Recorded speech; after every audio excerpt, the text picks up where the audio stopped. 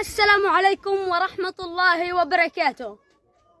بداية نشكر أم البراء اليمنية على دعمها لنا نحن أطفال غزة، وبالأخص لدعمها مسابقة خيامنا محطة صبر لميلاد الفجر القادم، وتكفلها برعاية مواهب أطفال غزة.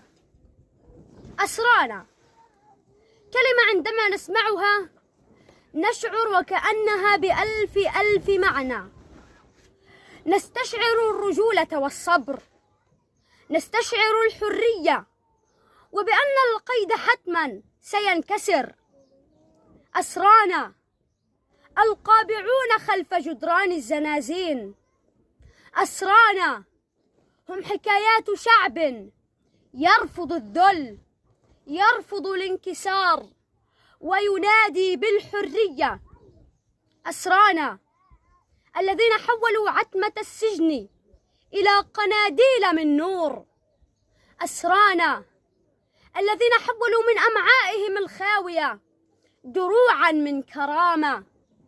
أسرانا أسرانا أسرانا، لستم وحدكم، لستم وحدكم، بل خلفكم شعب أبى أن ينكسر أو ينسى حقكم بالحرية، بل أنتم العناوين المضيئة في تاريخنا.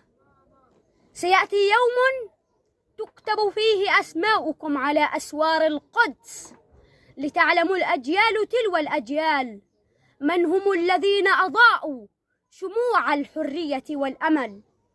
وفي الختام كان معكم سفير الطفولة إبراهيم عماد أبو شبيكة.